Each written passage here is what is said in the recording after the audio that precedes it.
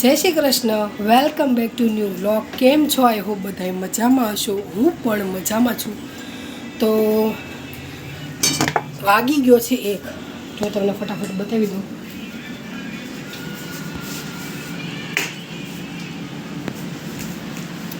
અંદર આ સાઈડ જવાય એવું નથી, કેમ કે વચ્ચે અમારા મહારાજ સૂતા છે, આરામ કક્ષમાં છે. ફટાફટ અને તુરિયાની પરવળ બટેકાનું શાક બનાવું છું. હર ફેરી હું ગ્રીન શાક બનાવું છું, આ ફેર રેડ શાક બનાવું છું. 2 વખતે રેડ, પણ છેલ્લા 1 મહિના પહેલાં બનાવ્યું હતું. માંડ ગાડી ફાટા ઉપર આવી હતી, કેમ કે પરવળનું શાક એવું બધું શાક છે તમે ખાતા નથી, એટલે પહેલેથી જ ખાતા નહોતા. ધીમે ધીમે ખાતા શીખવાડ્યું એટલે એને એ બાજુ ઇન્ટરેસ્ટ જગાડ્યો. હાલો આપણે એમ કહીએ.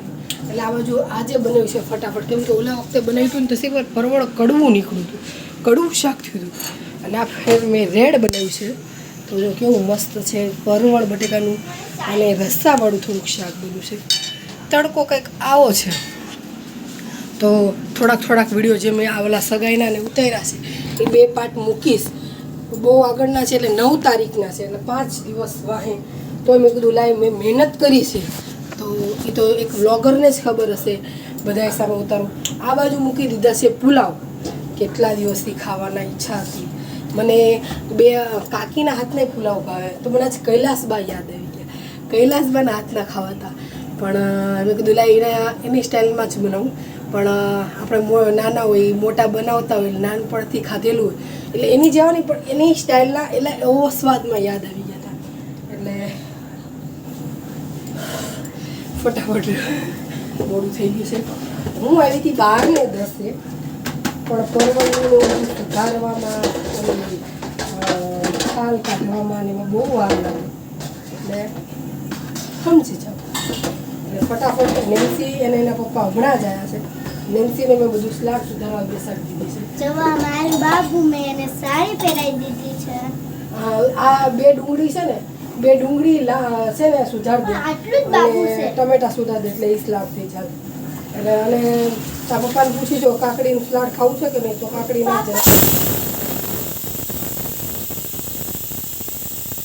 બધી જાય પડી જાય. તો હું પછી ફોન કરું, પછી વિડીયો ઉતારું, કેમ કે કાકડી રેવા દેજે ને બધું હારે છે. કેમ કે આ સિટીનો અવાજ આવશે ને તો મારો અવાજ નહીં. કોક વખત છે ને વચ્ચે એવા 2-3 વિડીયો આવશે, કેમ કે મેં બનાવ્યા છે. એટલે છે ને જોજો, લાઈક છે, સબસ્ક્રાઈબ કરજો. તો પુલાવની સુગંધ આવે છે. મારી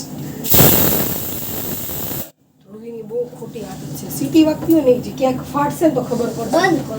બંધ કરે એમાં દબાઈ ન રાખવાનું, બ્લાસ્ટ થાય.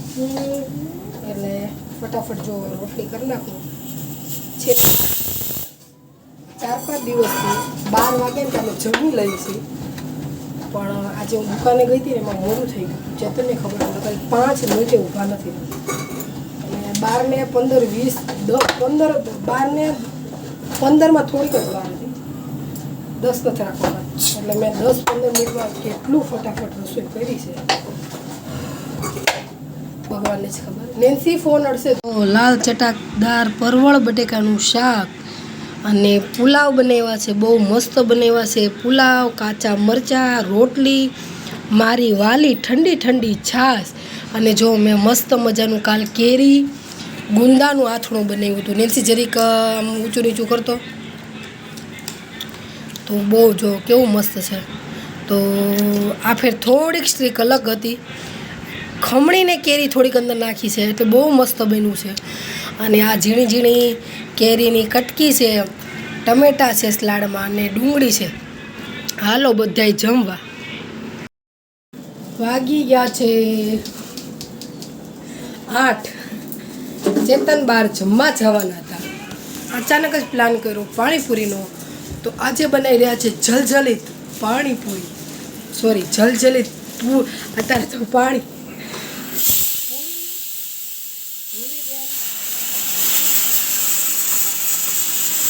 બટેકા બફાઈ ગયા છે પણ ચણા અચાનક જ નક્કી કર્યું હતું એટલે ચણા બાફા નથી. ચણાને આજે બહુ જ બાફવાના છે. બનાવી રહી છું પાણીપુરીનું પાણી. આમાં નાખ્યું છે મેં ફુદીનો, ધાણા જીરું અને ધાણા, મરચી, આદુ અને જીરું તો મેં કીધું, હા સંચળ પાવડર, મીઠું. તો આ સુરતથી જે સંચળ લાવી હતી ને એ સંચળ પાવડર, મીઠું અને થોડુંક આખું જીરું આવે ને ધાણાવાળું જીરું ને ઓલું જીરું એ નાખ્યું છે. એટલે લીંબુ હજુ નાખ્યું નથી, લીંબુ લાસ્ટમાં નાખીશ બહાર કાઢી પછી. હાલો બધા પાણીપુરી ખાવા. નેન્સી ડુંગળી ફોલી રહી છે.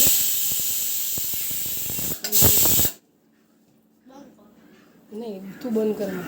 તો ચલો મળીએ પછી. તો જો ધ્રુવીબેન તો ખાવા માંડ્યા છે પાણીપુરી.